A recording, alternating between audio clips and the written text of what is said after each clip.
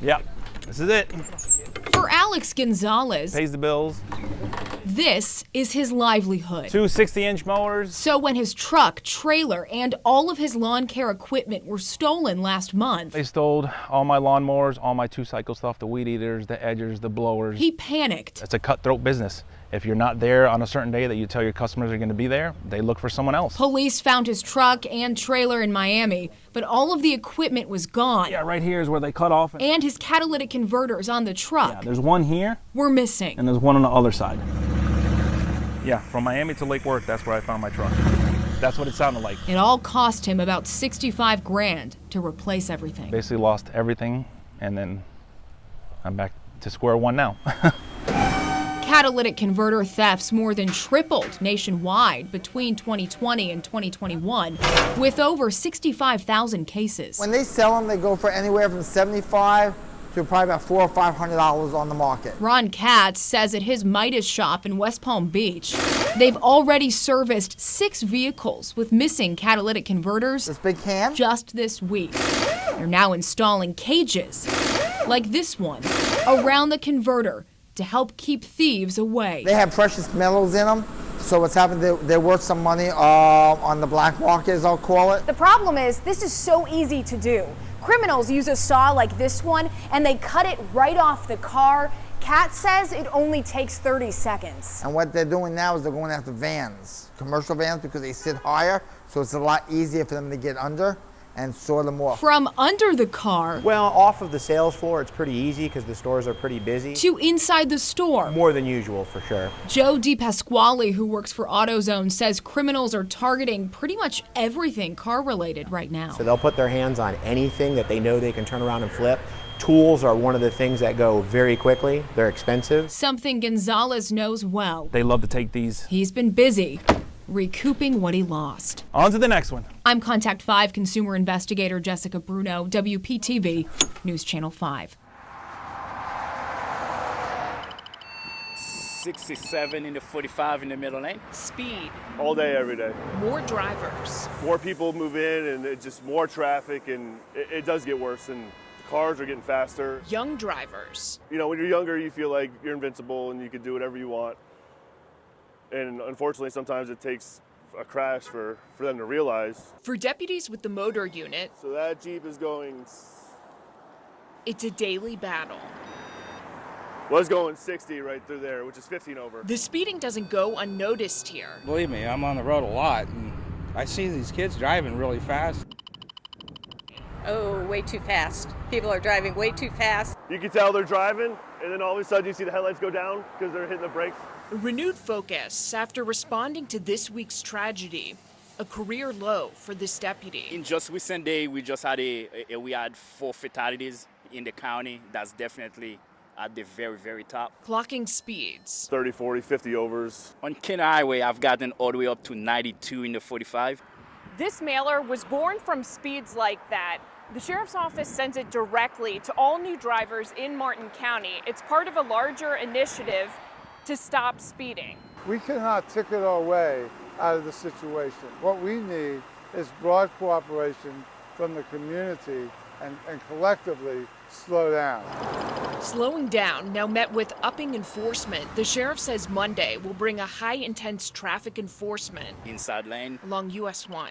Anybody who's aware of that horrible tragedy here on US 1 this week would have to understand that we need to redouble our efforts to slow people down.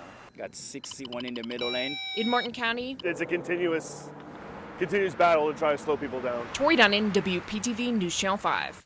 Yeah, we're here in Delray Beach right now. This is actually Marine Way, and as you see behind me, this whole roadway here is flooded out. We were here earlier this morning it flooded, and then it kind of receded. But you'll see they closed off this road here. Caution, streets flooded. You can see the flickering lights, so obviously they're having some power issues in this roadway as well. But the water, John, if you want to come over here, walk over here a little bit, you'll see the water is really moving across the roadway here in Delray Beach.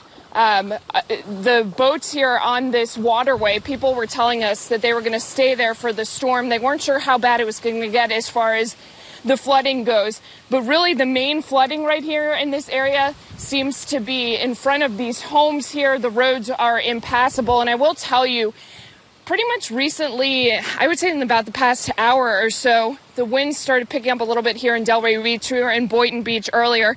It's getting a bit cooler as well. It feels a lot colder out here, and the flooding is really the concern that we're seeing here in South County. Michael and Shannon? Where are you located specifically? We know you're in Delray Beach. Where along the waterfront are you? So we're here on Marine Way at Southeast 1st Street. And John, if we can go over here, I think you can get a better sense of where we are. Actually, right over there is the bridge that leads to some of those hotels on Atlantic Avenue. Yes. Okay. And that's the area that's kind of the mandatory evacuation zone. This is a community that has But this problems. whole waterway flooded out. Right. This is a community that does have Yeah, problems. definitely flooding. problems. Absolutely. Tori Dunham for us in Delray Beach. We appreciate the update. Okay, thank you. This Caribbean market in Lantana Sell a bunch of produce, a bunch of meat. has been in Joseph Abden's family A lot of the people here recognize me from when I was a kid. for almost 20 years. This store is home. This is my childhood. I was basically born and raised here. It was my first job. It's my dad's pride and joy. He came to America with nothing, and he built this from the ground up. So what Abden says happened late Thanksgiving night And they got through our security system. was devastating for the small business. They damaged a lot of products within the store, specifically the registers. They broke into them hoping to find cash. Abden gave Contact 5 these photos from the crime scene, taken shortly after the Palm Beach County Sheriff's Office arrived. You can see where the suspects allegedly got in, busting through a back door, breaking into the safe, and stealing cash from the register. And Abden's dad discovering it all the next morning. So it's unfortunate he felt that on Thanksgiving someone felt like they needed to rob his hard work rather than spend time with their family. And unfortunately, before breaking in, the suspects found this camera outside and covered it with a sock.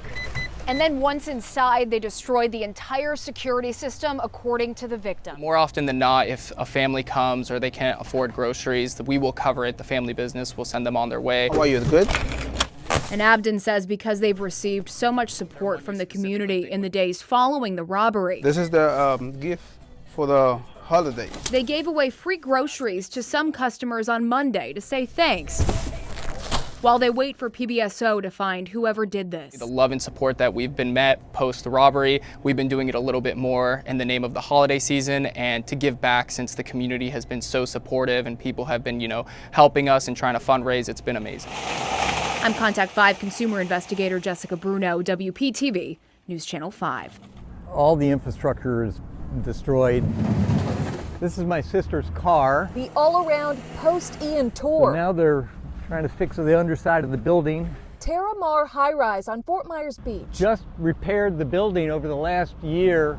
Everywhere you look. Inside locker unit. That was our community room. This was a bathroom. And step. I just don't want other people to step on them and fall through. What you'd expect from a nearly Cat 5 hurricane kicking up 10 feet plus of storm surge. Here's the elevator shaft. It's just full of deep, nasty water. But look deeper inside Chris Listener's condo building, past the bottom floor of mostly wiped out storage units, and the second story, people's gutted units. Move up just one more, where disbelief creeps in. I've walked through virtually every unit, and the vast majority are just fine. It's crazy. Basically untouched condos, leaving residents like Chris wondering, what's next if my unit survived, but the whole high-rise did not? Here's what's happening right now. Officials with the town of Fort Myers Beach tell me their building inspectors are working with the Army Corps of Engineers, checking on all the buildings you see around me. They're calling them rapid assessments, giving each building a rating, anywhere from it's safe to go inside, maybe somewhere in the middle, restricted use, all the way to it is not safe to enter. All of that information is then given to the county, and they say it's critical. That way they know if any emergency help is needed to come in right away from the government. Chris, who's also the Condo Association board president, just got the good word. They made that determination 2 days ago that the building is structurally sound. squashing fears this building would be condemned. He said this building did exactly what it was designed to do. Chris now focusing on his neighbors, cracking their windows. There we go. And counting his blessings all around. It's unspeakable. I've had so many people who said, what can we do to help? God, just smiling at the building. It's, you know, it's in remarkably good shape. Reporting on Fort Myers Beach, I'm Ashley Glass. Two people trapped inside a car leaning on its side. Once inside, we open the airway. Every second. Right here, I got you. Right on. Every inch matters. And this is just training for the Palm Beach Punishers. We've got a diverse group spread out throughout the county, so our knowledge that we're learning, in the training and here on the pad gets transitioned to really the whole department. Greg Tabik is the incident commander, leading this team through the most complex crash scenarios. It starts with assessing and stabilizing the scene. 2-vehicle NVC, both vehicles on the side on top of a barricade. Then they are underneath the car, on top of the car, and even inside it. I'm going to call for additional resources. Doing whatever it takes to make the rescue. It's not so much the fastest you can get them out, it's the most efficient and using the right tools and how you work as a team. These are just some of the tools the team uses to rescue people out of crushed cars. And check this out. Known as the Jaws of Life, this tool stored in the ready position to save seconds when firefighters arrive on scene. We've got that golden hour of trauma to get somebody to the operating table. 120 every 90.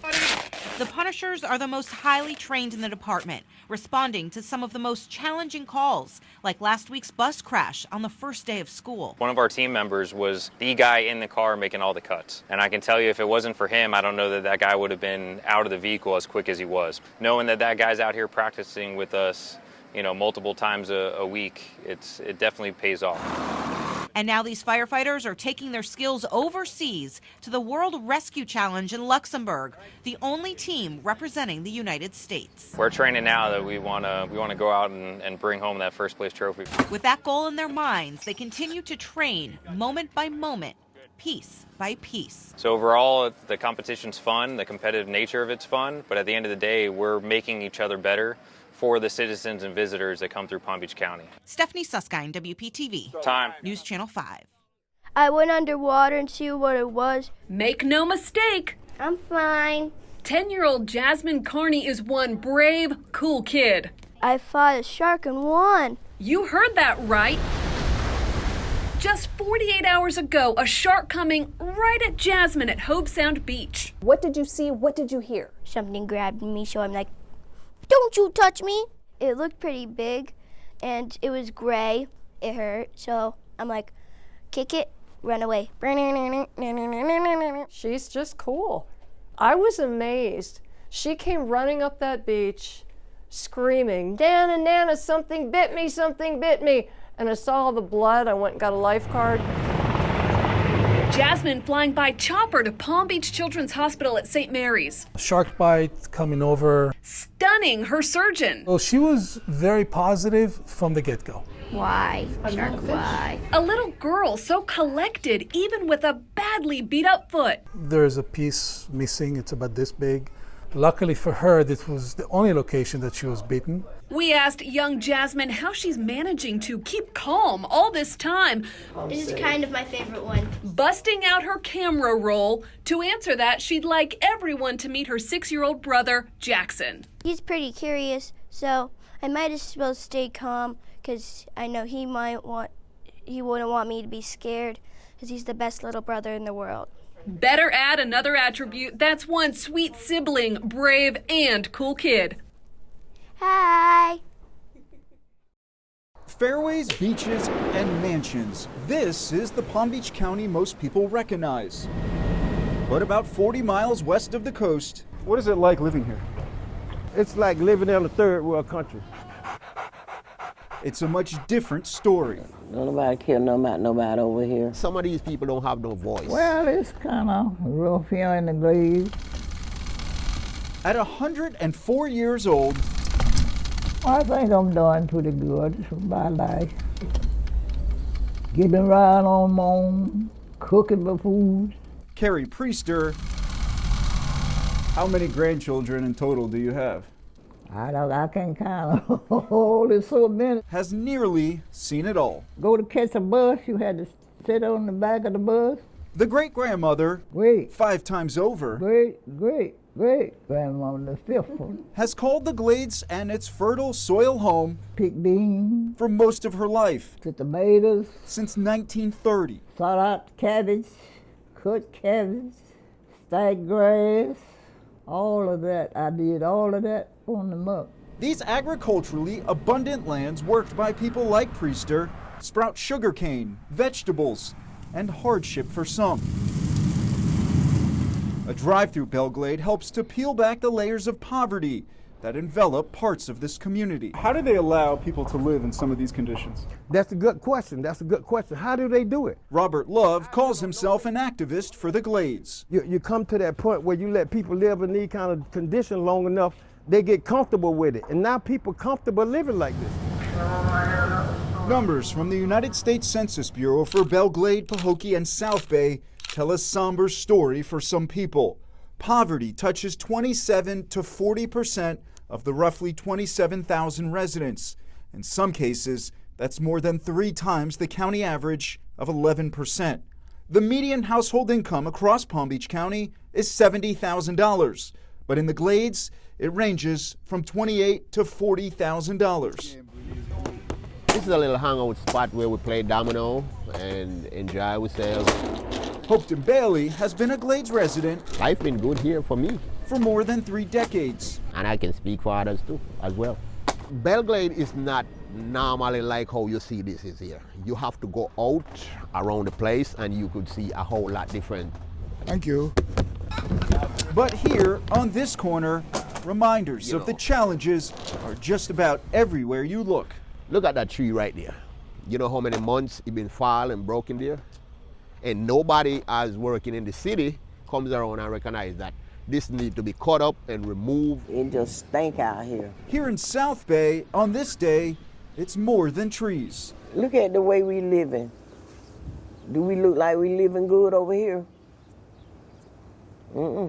I ain't gonna never give up on Pahokee and Belglade and South Bay. No, I ain't gonna never give up on it because I know there's hope out here. In Belglade, Michael Butchner, Wptv, News Channel 5.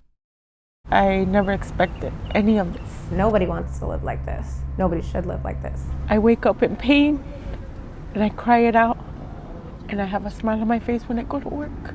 It's embarrassing to be in this position. I'm a MA nurse.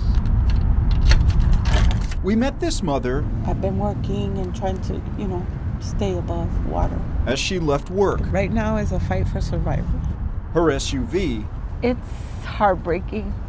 Is her home. Because I worked all my life. I don't want to be one of those that they open my door. I'm no longer breathing. I don't want to be one of those. Today, this is what homelessness looks like in South Florida. They are sleeping in their cars. We've actually get calls and say, I'm on the corner of here and here. Can you please bring me something? I'm starving. Situation getting worse? I would say so. Deborah Tendrich with Eat Better, Live Better. We have a lot of families whose landlords have increased their rents so much. Delivered a small dose of hope. They're not going to have a home soon. Hello. I never expected to be one of these people that goes through a tough time like this. A rent increase last year left Shy, a disabled veteran, and her family scrambling to find a home. We bounced around, stayed with family, couch surfed, but finally it came to a point where we could no longer do that. So in January, the nonprofit Stand Down, which assists veterans, moved Shy and her family into this West Palm Beach hotel. So this hotel is your home? This is a place to lay my head at night. This is not home. If you weren't in this hotel today, where would you be? I'd be in my car. So it would be, a family of 4 in a car. Shy says finding somewhere to live, even with a housing voucher, has been impossible. I have 2 kids. I'm in my 30s. I should be able to take care of myself and my kids. I'm embarrassed because because I'm 47 years old and I live like this.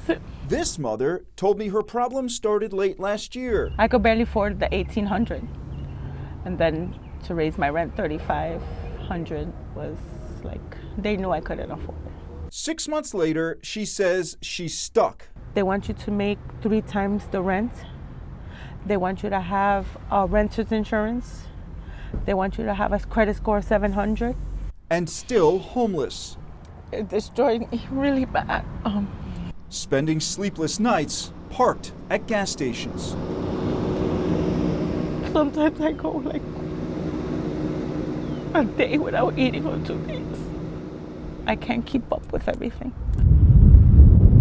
I've overcome before, and I will again, I'm sure. I always pray and I say, God is gonna take me out of this one day, because I'm a good person.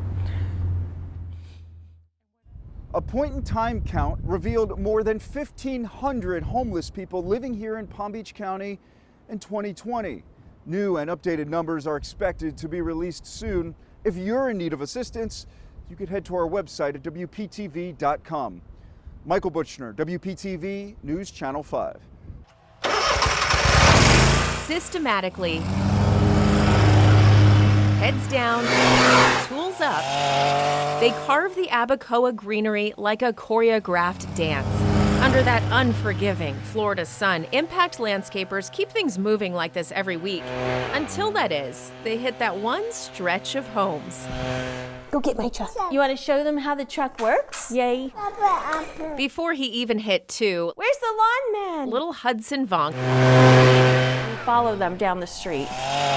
hit Passion Pay Dirt. That's a good way to get him over here easy. You just say lawn men. Are you happy that the lawn men are coming? Spending certain mornings at Grandma Nancy Morstadt's house. He would say, Nanny, lawn man, worker. Since he was able to walk and come outside. Okay, come on, let's go see him.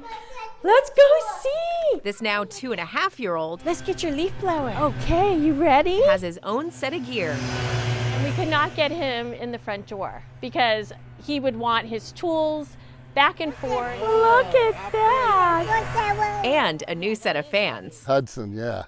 He's a little celebrity in the neighborhood. Like Impact owner Joe Floyd. They know about Hudson. They know.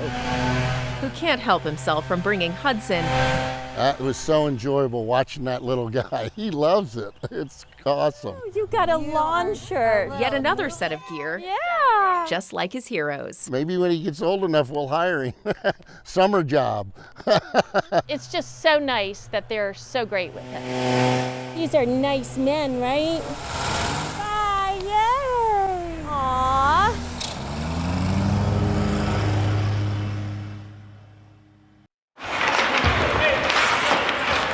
It's the only place we'd want to be. Just here all the time. Go! This is it. Palm Beach Skate Zone, the coolest place in town.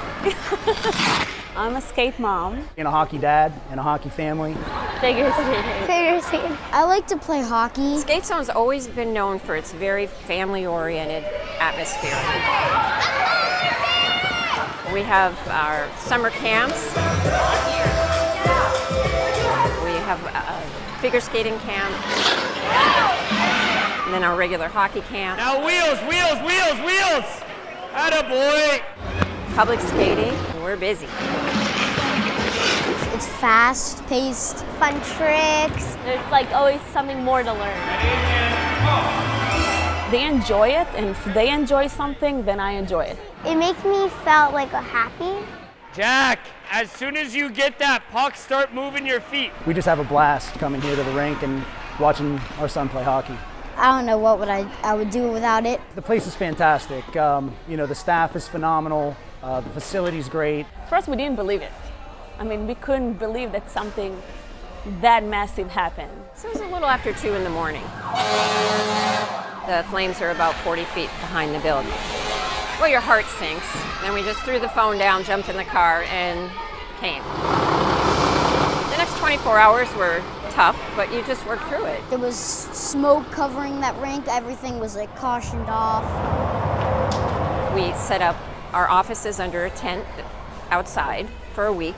The coaches, the staff, concerned that they might not be working for an extended period of time, and especially after what the world has been through with COVID, it was very concerning that they might be closing. Losing a third rank was weird. Got burned down, but now it's being built and we hope it's going to be just like before. We were able to get our roofing and our wall behind all here in a timely manner. Let's make it happen, go! After going through a fire and everything, they handled it really well. I don't feel like I missed anything, like a practice or nothing. The glass is always half full. We're hoping by the end of August we should be up and going on all 3 rinks. Back in business. We absolutely love it. We are so looking forward to this season. It's a great place to be. Turn them.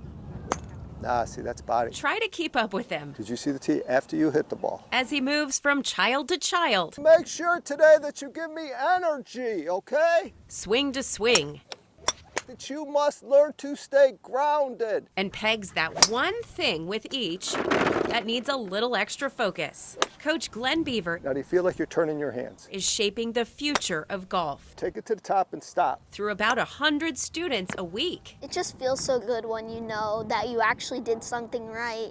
And especially when he's telling you constantly, you've got to work on this, and then it's finally paying off. It's such a good feeling. His style of focusing on what's right I've had the advantage of being able to show people that they can believe in themselves. with a dose of dry humor Oh, really? has turned many children into committed, competitive golfers. I fell in love with golf. I knew that this is what I wanted to do. Parents say it helps far beyond the tee. The things that Coach Glenn would teach through golf, it just spills over into life. He's always teaching them the 9 core values with his honesty, integrity, character. He sets these expectations really high, and my kids meet it. Turn with It's earned Beaver the title of Coach of the Year for First Tee's Florida Gold Coast program. I come from a family that has a rare disease, and so 2 of my brothers have it, and 1 of my brothers passed away. So for me to be able to just do this every day is just unbelievable. For this coach, who says every golf lesson is actually about encouraging others, I just like them to have all their confidence in what they do right. he says their enjoyment is worth every step. Very good, impressive.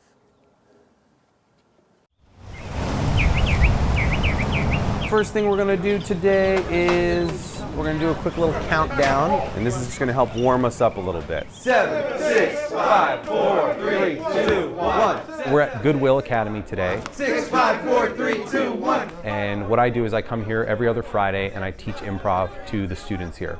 1, 1, 1, 1! Yes. We're going to do name and action. So I'm going to say my name, and I'm going to do an action, and we're going to go around the circle. My name is Anthony. We're all doing that. Let's do it. Anthony. Very good. Improv is making choices. Any movement or with your hands or your feet, and then say your name. Delroy. Yeah, Delroy. Very good. They're learning these skills of making choices, being comfortable in those choices. Ellen. But what I'm seeing from these students and what I'm trying to get out of them is honesty and confidence.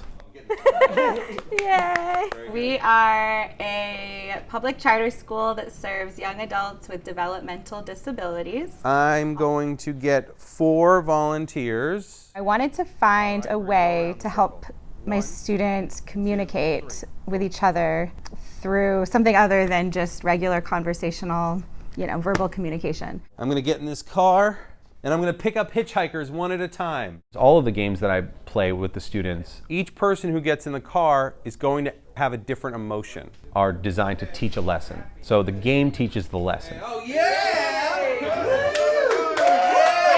I'm not really telling them what to do. I'm playing a game with them, and inside that game, Christian back! Oh my God! they're already intuitively working that muscle and working that skill. It's really hard to get some of these kids to open up. But when you put them all together, What can this last one be? Anything. Anything, that's right, anything. and you give them some ridiculous idea, Look at these little apples. and creativity and imagination, they're opening up. They're showing each other who they are. People in special populations are just like us. They are just like us. I have a learning disability. They have a learning disability. We're at different levels of the same thing. Hungry, good. Hungry. One of the most drastic changes I've seen while here is students who are extremely quiet. All right, Delroy. Standing up and having that confidence to speak. What are you going to do for your spring break? What am I going to do for spring break? It's a lot of things. Play video games with my brother and go outside for a nice walk. Sometimes I used to be afraid of talking to people and looking them in the eyes. But now I'm not doing that anymore.